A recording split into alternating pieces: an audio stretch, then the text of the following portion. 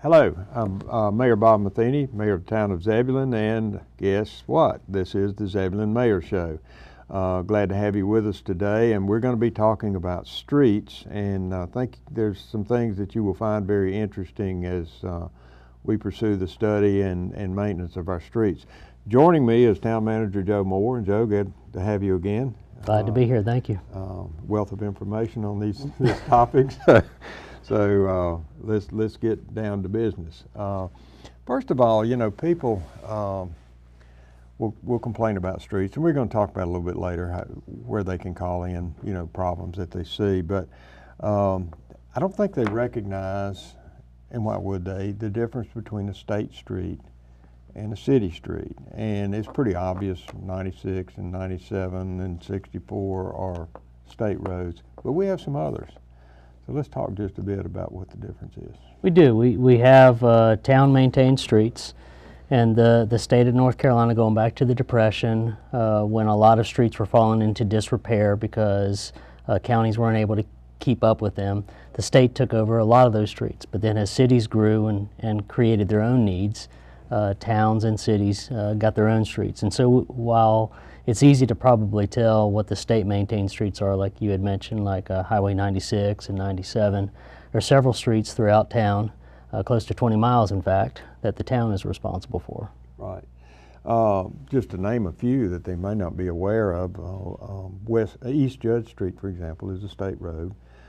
East Horton Street is a state road. South Wakefield Street is a state road, and West Barbie Street is a state road. So, you know, those appear to be municipal as you ride down them, but they're not. They're state-maintained roads, and so people just need to understand the difference. They can still call us if there's a problem, and we'll pass it along. But that's exactly right. Well, the next thing to understand is the developer's role in streets and what they are required to do, and then what happens once they have built the streets. Sure. So one of the things that comes up often when a developer is coming into the community is we've got specifications that they need to follow as far as the standards that they put the road in. And to get highly specific, we require a certain depth of stone and a certain depth of asphalt. And those standards are put into place because when a developer puts them in, and after a one-year warranty, literally walks away from it. And at that point, it becomes the town's responsibility. And because we've got close to or over 20 miles of streets, what we don't want to do is the minute a developer leaves town is to then have to follow up and start maintaining that street. We want to have a little bit of breathing room. And so the standards that we have put in place gives us about a 15 to a 20-year horizon that once the developer puts that in, it's going to be good for another 15 to 20 years. But after they put it in, after a one-year warranty, it becomes the town's responsibility to maintain that. Right, and that's where some of the tax money comes in to maintain, which we're going to be talking about here in just a little bit. Might add that utilities are basically the same way. They put them in and then dedicate them to the town. That's right. That's exactly right. It is their responsibility, and then we take it over. And again, it has to be built to our standards. Right. So, well, you know, let's talk about money a little bit. People may have heard the term Powell Bill, but let's talk about Powell Bill and where that comes from. Sure. So the Powell Bill traditionally, and it just changed recently, but the Powell Bill traditionally was a direct flow of gas tax to the state of North Carolina, and then the state of North Carolina, based upon a formula, based upon the miles that you have in your street, and some other criteria, would funnel a portion of that gas tax to your community to help pave streets. Traditionally, it's not enough to pave all the streets in the town, but at least it goes towards that. That was an agreement that the state and cities years ago came to an agreement on that said a portion of the sales tax that's put on to, or the gas tax that's put on the purchase of gasoline, a portion of that will go to the municipality. And that is because it was created by the Powell Bill. It's called Powell Bill money, typically. Right. And There's been some with efficiency of the cars, selling less gas. I mean, there's a lot of things that figure into that. Correct me if I'm wrong, the equation is 75% per capita and 25% on street mileage. That's right. Is the way it's distributed. So if we fall behind in street mileage as opposed to someone else, or population as opposed to somebody else, then our pool shrinks. If we get ahead of them, then our pool swells. So it really works with growth. That's exactly right. And how we are. Then we, that money is dedicated for what you talked about, the maintenance and upkeep of the streets. During the flat economy, though, it was a different story. Basically, we were treading water, right. And I know that a lot of this preceded you coming on board with us, but basically, it all just went to maintenance and cleaning and patching and that sort of thing, just simply because we didn't have enough money to do something else. We weren't seeing the growth. We were seeing shrinking dollars. Same thing other cities, Paul. You got any other thoughts on that? No, I think you hit the nail on the head. Desperate times call for desperate actions. And while it is legal to use Powell Bill money towards street services, like maintenance and cleaning streets and so on and so forth, that money that's going towards those services and not going to asphalt it's just putting off the resurfacing that has to happen. And typically streets, they are like anything. Anything depreciates. Just like a car, once you drive it off the dealer's lot, it starts to depreciate. And streets depreciate over time. And if you're not putting money back into them, they will depreciate. So while it was desperate times come desperate measures, and necessary things were done, that was time spent away from putting money into asphalt. Right. Well, there's a new day dawning, though. We're gonna really tackle this problem, and but I thought we talk a little bit about what we see out there as problems. We've got some pictures for our people to look at, and the first one is alligator cracking, and golly, it does look like an alligator's back, doesn't it? It really does. It's interesting. Until I started looking at it, my former life as an engineer, I just rode on roads. I just drove on them. But when you stop and you pull over and you look closely, it's interesting if you know what you're looking for, that the type of cracking can tell you certain things. And the one that looks like the alligator's back is it's called alligator cracking for that. But that's a really good sign or indication that you got some structural problems underneath the road. And each crack tells a different story. Well, then you have pavement failure. So explain that a little bit. Well, the pavement failure is, so there's a couple of ways to think of a roadway structure. One is the foundation or the support, and typically we see a stone with that. And when that starts to degrade, that's when we're going to have the things like the alligator cracking. But then on top of the stone is the actual black part that you ride on, the asphalt. And sometimes for various reasons, that will actually fail as well. And there's a lot of reasons that cause that, but that creates another type of cracking. And that, as I said before, every crack tells a story, and that just tells a different story, that the source of the problem there is with the asphalt. Well, then you just have simple cracking. And we're going to talk about how you fix some of these in a minute. Right. But you have simple cracking, and you can find that on just about every street. So the thing to know about asphalt is it has a lot of emulsifiers or liquids in it that keep it together. But over time, the bonding agents within there, the liquid bonding agents, they start to dry out. And anytime anything dries out, it starts to crack. So you're going to see cracking naturally occur over time. The thing that's most significant about the cracking is, yes, cracking looks bad, but cracking also is then the entryway for water and ice, and then it just becomes a perpetual thing where it breaks up even more. Right, and a little later on we have some pictures of how that is being handled. And then finally we have potholes. Everybody knows about a pothole. And look, this picture, I need to tell you, I took it. It is not on one of our streets. Okay, good. I went out and found it for the purpose of this show, but it's in a private parking lot. So Okay. thought you might feel a little bit better. I feel a little bit better. But anyway, let's talk about potholes. Sure. So a pothole is, I mentioned about how when cracks occur and water gets in there, particularly in colder weather, water gets in there, it starts to freeze and thaw, it will actually pop it out. And that's where a pothole comes from. Right. Okay, well, moving on then, we want to talk about our streets and evaluating them for the current standards. And so, you know, we're going to be using some consultants. You want to speak to that just a little bit? Sure. So one thing that happens with streets is people live on them, and everyone gets to know their street very well, and they automatically make the assumption that because that's the street they know, that there's not another 20 miles of streets out there, and so they don't have a sense of how other streets throughout the town look.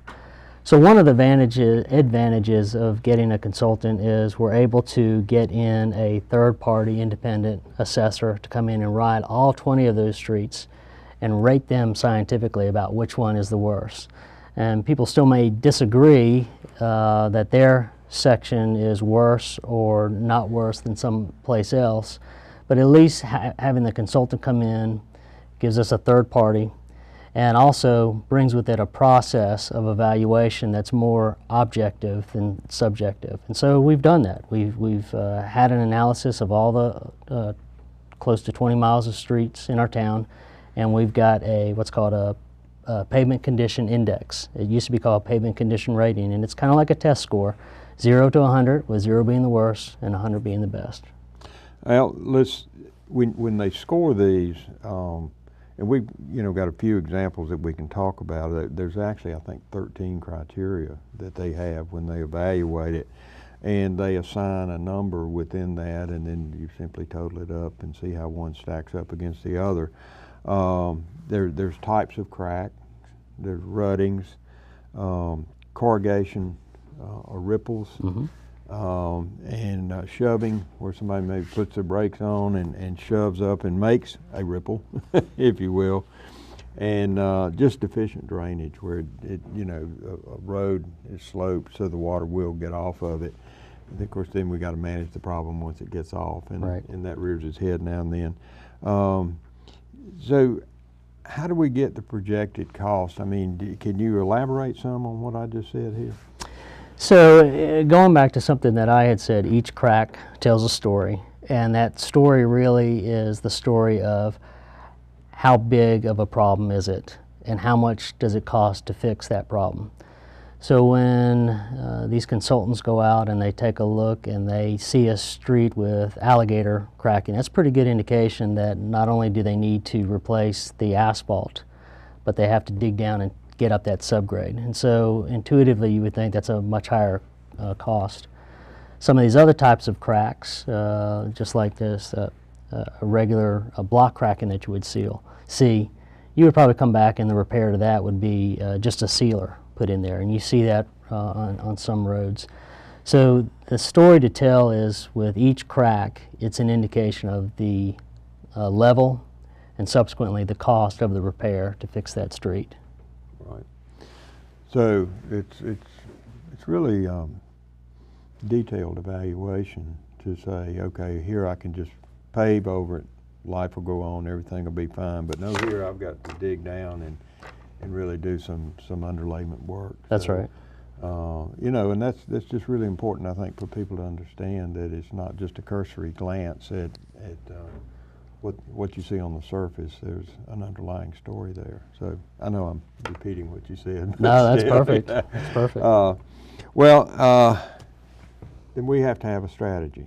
And so let's talk a little bit about the strategy. We have some information, and I realize just throwing some of these up on the screen, the colors may tell more than the numbers, just simply because you don't have time to evaluate it on the screen. But I will say, anybody wants any of this, it would be available if they come ask Absolutely. for it. But first, let's take a look at the streets ratings as we have right now. Down the left side, for those that really can't read it on the screen, is the streets, are the streets rather, within Zebulon. So tell us what the colors are telling us. Sure. So I mentioned earlier this pavement condition index or pavement condition rating has a score assigned to it. It's much like a test score that you would have received in school, 0 being worse and 100 being the best. And the colors are categorized to a certain bracket of scores. So anything that ranks as a 60 or below is going to be in a red category. And then we go up in 10-point block increments. So the next from 60 to 70 is orange, from 80 to 90 is yellow, and then we go to green when we get to 90 to 95, and we go to blue when we're from 95 to 100. So that's what the color coding is, an indication of the score that street received from that pavement condition rating. Well, this particular one is if we don't do anything, and so That's right. it's where we are today, the first column by street, and then proceeding on out to 2024 if we just simply sat back and did nothing, which is not going to happen. But you can see that we've got, 1, 2, 3, 6, 8 maybe right now that are in the red as of this year. But it very quickly will grow, and that's what we don't want to happen. Well, let's look at pavement conditions going forward, and tell us what this graph is showing. Sure. So interesting thing about this graph is this shows this is a deterioration curve of the pavement. So when you look at that bottom axis, that is years from 0 to 5 to 10, 15, 20, and 25. And on that left axis is the pavement condition at the top, 100, down to the bottom, which is a 0. And you'll see as you look at that thicker blue line, as you progress to the right from 0 to 5 to 10, you'll see that blue line start to dip down from 100 to 90 to 80 to 70. And typically, this isn't an absolute, because each street deteriorates at different rates. It can deteriorate at different rates depending upon the climate in which it was placed. It can deteriorate at different rates based upon the traffic, not only number of vehicles, but the weight of those vehicles. But by and large, this is the curve that it follows. And so we typically see that around 15 years, that's when we see a big break, or the most noticeable break, where we get into that 70 and below area. So that's what this represents. The interesting thing to note is this depreciation curve is similar to other assets that we own, specifically fleets. So people can see this kind of deterioration with their own personal vehicle as well. It wouldn't follow this curve exactly, but the general shape is the same, that over time things start to deteriorate and as a result depreciate. I think, well, excuse me, that example is going to be illustrated in our March work session, which I'm going to talk about just a little bit, but the comparison to aging of vehicles and aging of streets. So it's a good example there. All right, now we're going to talk about cost projections as we move forward. Yeah, so it's good to get 100 on a test. But what's the big deal, so to speak? And in school, it's the difference in getting an A or B, and particularly when you're in college, advancing and getting a degree.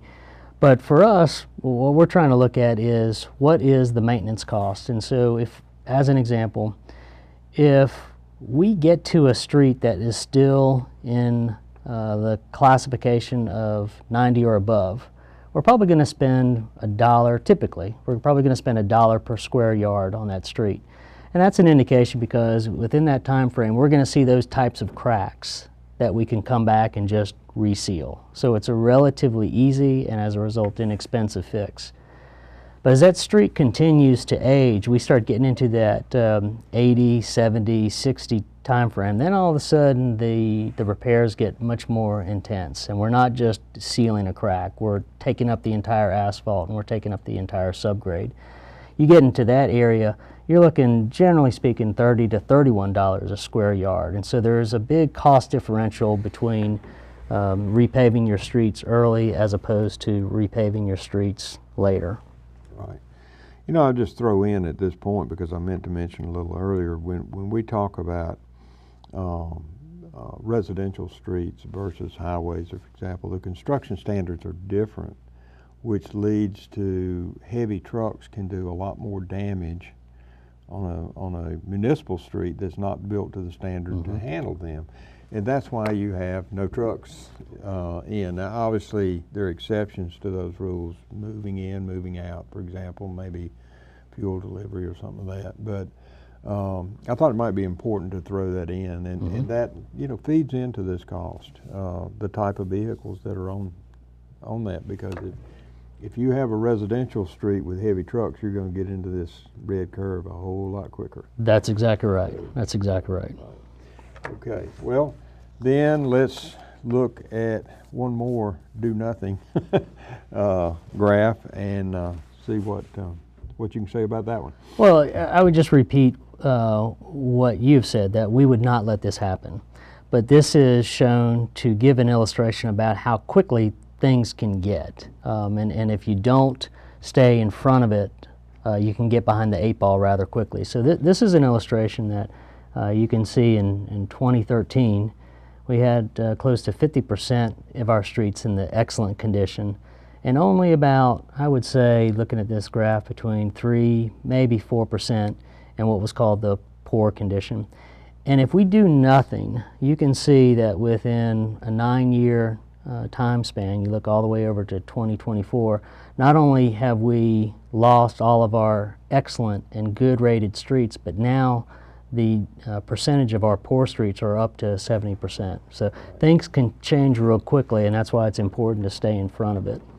Right, and blue to red is the, you know, for those that can't read it on the screen, excellent, good, fair, moderate, and poor is obviously red. So you're right, we don't want to let this happen, and that's one, why we're having this conversation, but two, we're having this conversation at the board level and at staff level to try to tackle this. Okay, let's then talk about money, what it's going to cost us to do. What we have on the screen here are projected costs for the years to come. So I'll let you explain this. Sure. So one thing, and we're going to get into much greater detail at the Board of Commissioners retreat on the 3rd and 4th of March, and we're going to also have a subsequent work session in March that you alluded to. And that's going to really help further the conversation about how we crack the nut, so to speak. How do we approach this problem financially? And so what we have here in front of us is simply a strategy, and I have to underline the word a strategy. Right. And this particular strategy, it is an attempt to get all of the streets up to that good and excellent category within an 8-year time frame. And so if we were to follow that track path, for the first 6 years, we'd be spending about $2.2 million. And for the next 3 years, or yeah, I said 8 years, 9 years actually, for the next 3 years, it'd be $200,000. So to give us up to about $2.5 million. Now, $2.5 million is not something that the town of Zebulon just has laying around. and so we've got to have a deliberate and probably difficult, but we're going to have the conversation and we'll be able to figure it out. But that what this illustrates is just a strategy. I think the importance of this illustration is less to do with the strategy and more to do with just it's a costly endeavor. Right. And you know, we've filled in the numbers here with what each type of repair might be, with a definition at the bottom of this. But let's talk a little bit more about what those strategies, repair strategies are. And we have pictures to help. First one is mill and fill.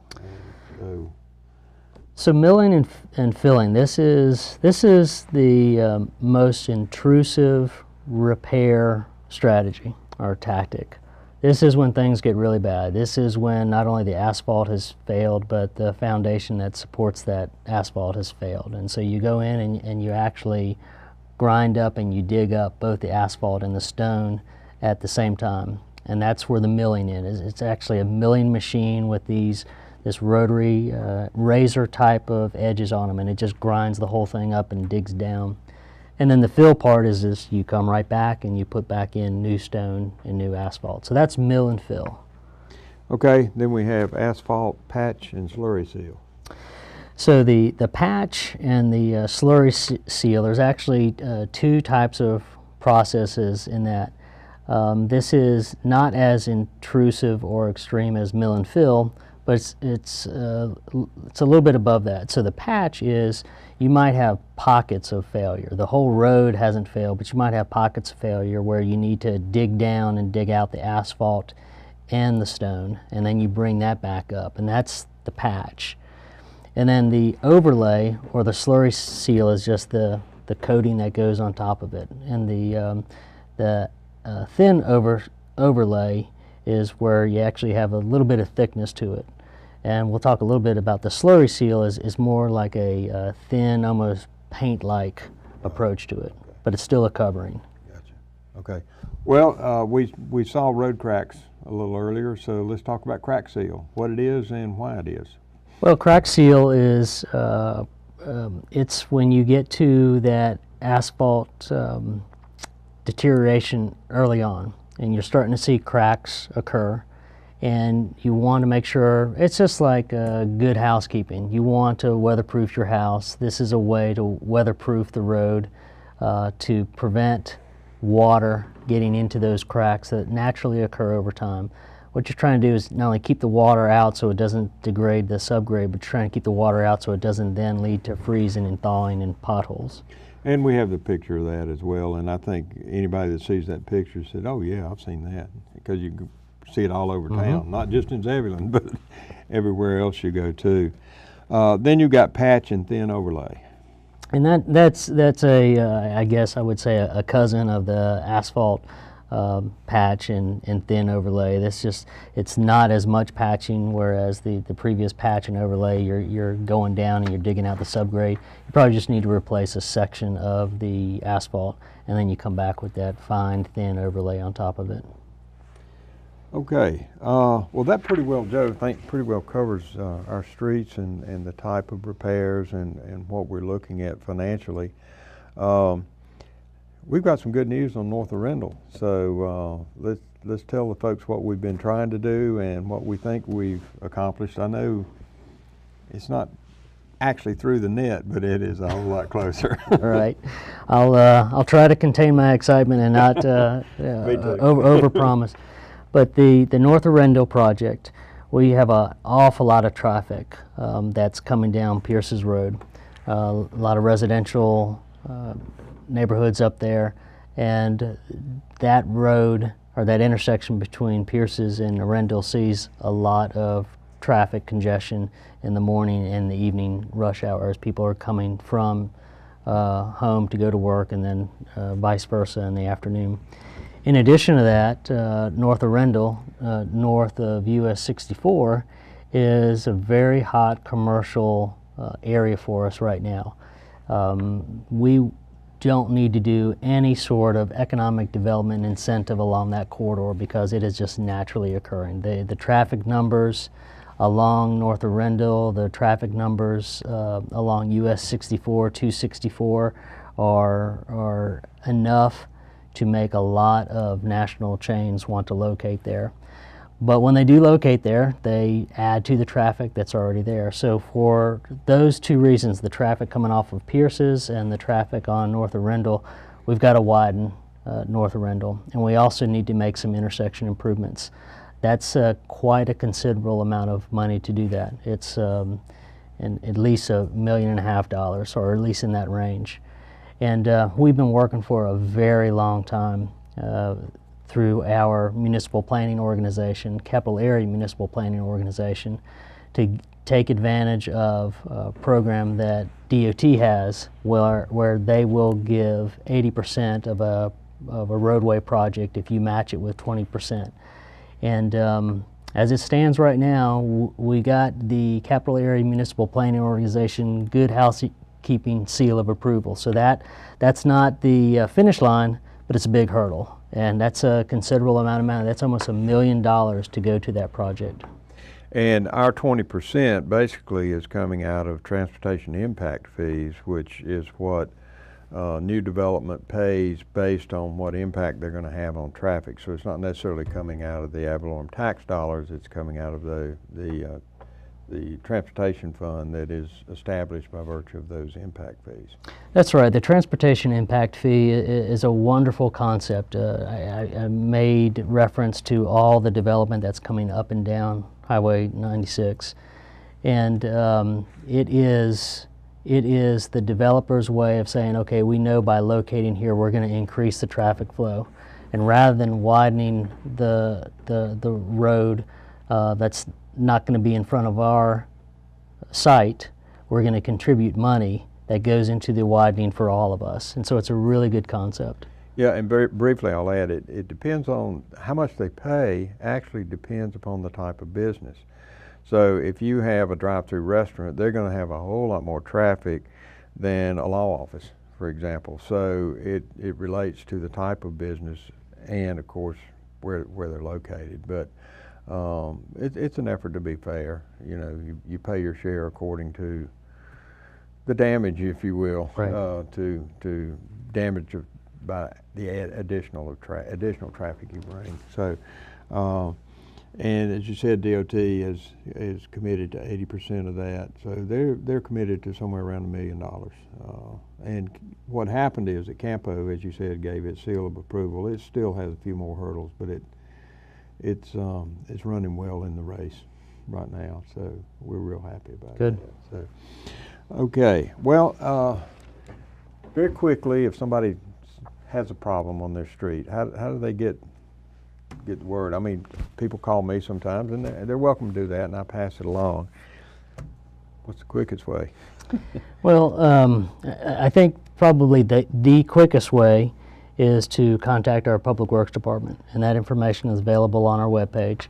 But I want to also make people feel free, if they want to, that they're welcome to even give me a call, and that number is 823-1800.